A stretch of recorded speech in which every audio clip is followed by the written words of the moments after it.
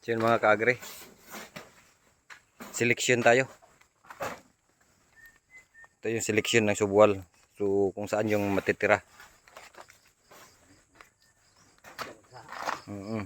Isa lang talaga. Ito na yung sitwasyon mga kaagre ng ating saging dito. Ayan, ang dami.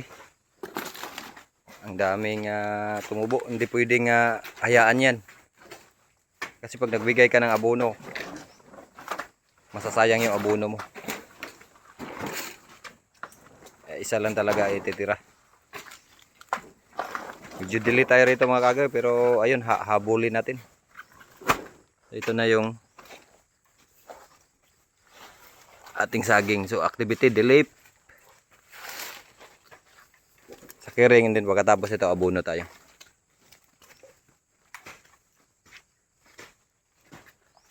Ito, dami po.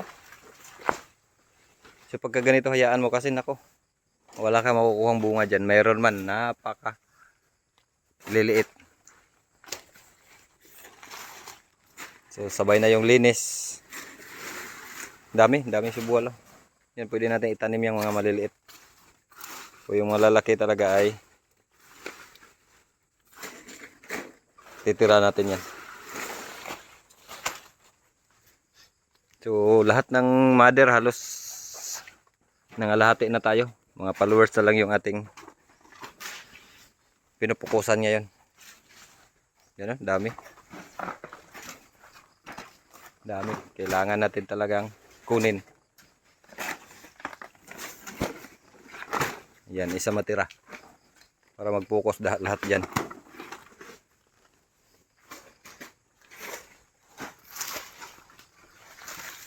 Dito malinis na rito. At i-spray tayo mamaya ng foliar yung ating fast grow. So ganun yung pagkasunod-sunod activity. Yan, kunin yung mga may tama ng sikatuka. Ito na yung mga nalinis na. Ayan, kontrolado na yung subwal na yan. Sa gitna. Ayan. Saka natin iiwan tong area na to. Lilipat tayo dun sa kabila.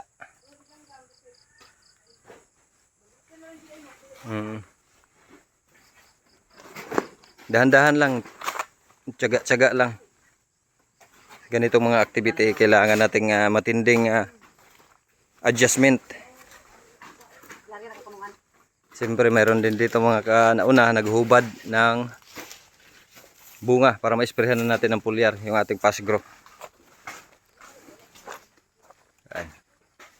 Hubad, may pa-floweringan din. Ito, daming sikatuka pero tatanggalin natin lahat yan. Mamaya. Ayan na yung resulta ng ating fast grow. Madilim. Dito tayo. Ayan. Saka ito, floweringan. Ayan, nakasalansan yung activity mga kaagre. Kung paano.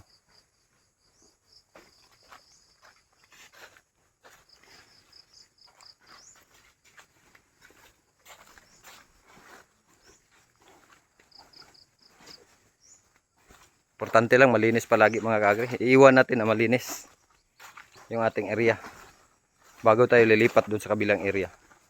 Kasi ang lakatan mga kaagre, pag nahuli ka ng activity, nako, mahirapan ka ng maghabol.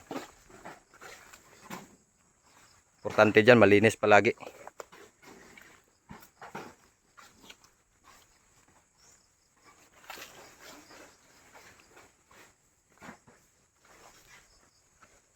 Kagaya nito, pwede na natin tong iwanan pagkatapos nito. Abono na lang. Tika natin ang abono. Then tuloy-tuloy yung foliar natin talaga.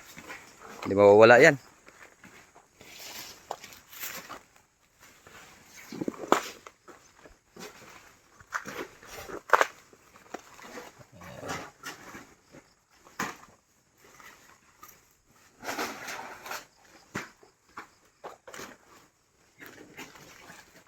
Grabe yung activity mga kagri. Kasalansan. Katatapos lang natin sa bundok. Yung matinanim natin sa saging dun. Dito na naman tayo.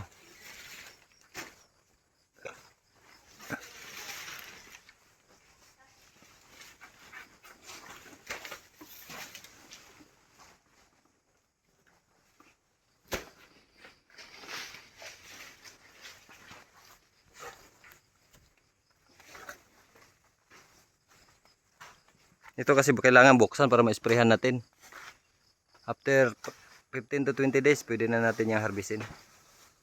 Oh, maganda na nga eh. Pwede na nga i-cutting, no? Pero palusugin muna natin. Mamagitan ng foliar. Para mas bibigat yung timbang.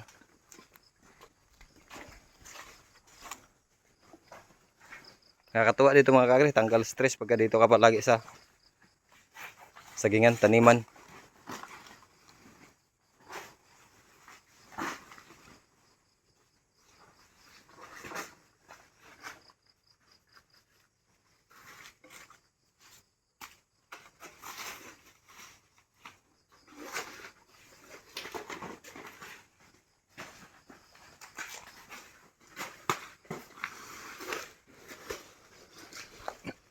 Manonood lang tayo mga kagre.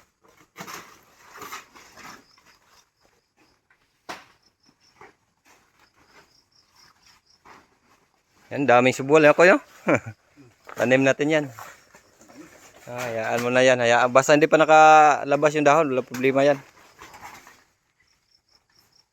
Yung nakalabas na kailangan natin tanggalin kasi kumakain na yan ng nutrients eh. So kawawa yung mother at saka yung follower.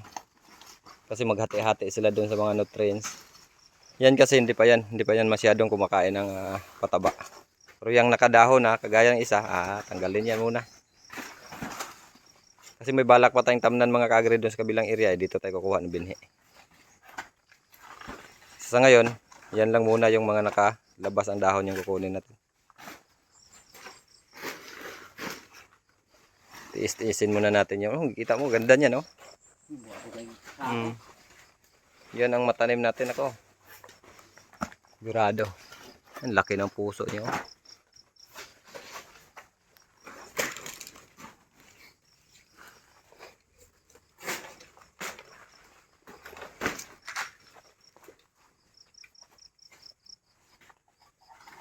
Linis na oh. Oh, kita mo yung natapos na mga kagre. So, ganito lang ang management ng lakatan mga kagre. Hindi naman ano. Masundan mo lang yung schedule kung ano yung mga gagawin, ano yung dapat gawin, ano dapat iwasan.